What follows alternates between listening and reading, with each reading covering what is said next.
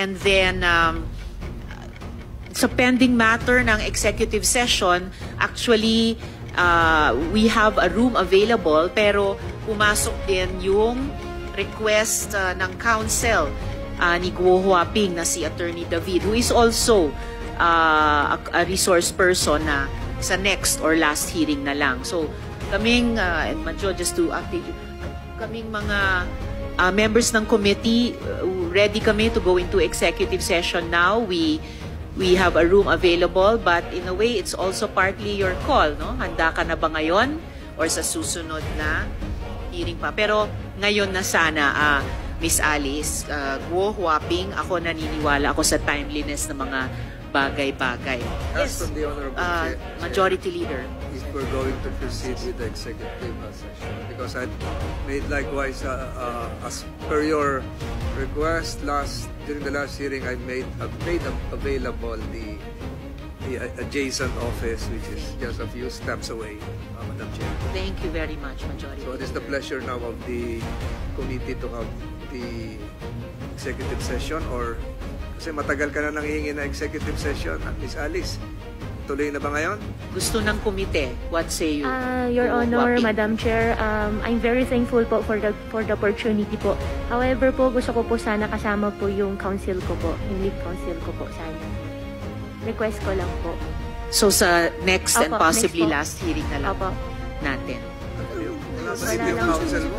Wala ba yung counsel nyo Sino rito? yung kinoconsult mo kanina? Nasa Cebu po sila, darating po sila sa Thursday. Sino yung kinakausap mo sa likod mo? Si attorney ko, hindi nyo ba counsel? Partner. Sinong counsel? Counsel Opo, kanya. ni-request ko po si Attorney Stephen po, tsaka si Attorney Avisado po. Attorney Avisado and Attorney Stephen David po. Attorney David. Madam Chair, Senator let us inform the resource person that whatever will be taken up during the executive session, hindi namin yan ilalabas. Hanggang sa committee lang yan. Kaya huwag kang mag-alala. Hindi kami mga traidor. Kung ano pag-usapan doon sa loob, sa amin lang yan for the consumption of this committee. Kaya huwag kang mag-alala. Then, I'm worried kung bigyan pa natin ng next chance, Madam Chair, baka lalala yung sakit niya, magkakaroon ng medical reasons na hindi na magdating dito. So, mas mabuti ngayon na, nandito na tayo. Baka mamaya, busy na tayo sa budget deliberation, Madam Chair. Next week, wala na. So, let us use this opportunity. The That's chair all, Madam adds Chair. her advice to that of Senator De La Rosa. Guo Huaping, napapanahon na nandito na yung lugar, ni-reassure kayo muli ni Senator De La Rosa nung assurance ng komite tuwing gagawa kami ng anumang executive session.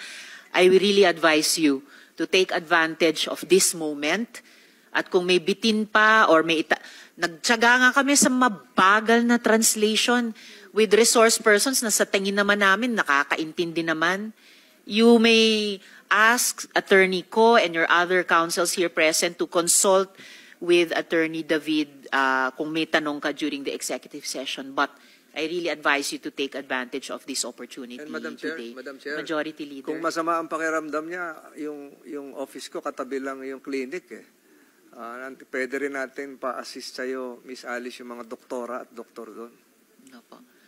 So, muli, anong say nyo, Guo Huaping? Madam Chair, okay lang po na makausap ko lang po saglit si Attorney Stephen David. Please po. do that. Opo. In the meantime, habang iniintay natin at iba pang mga tao na nasa hall, you may leave now pending yung final decision po namin kung itutuloy yung aming executive session. So, maraming salamat po sa ibang mga resource persons. Yes, the chair reiterates, ang wish ko rin sana ay ituloy na natin ang executive session. Hindi ko pa nasuspend ko na ba? Yes, I suspended already.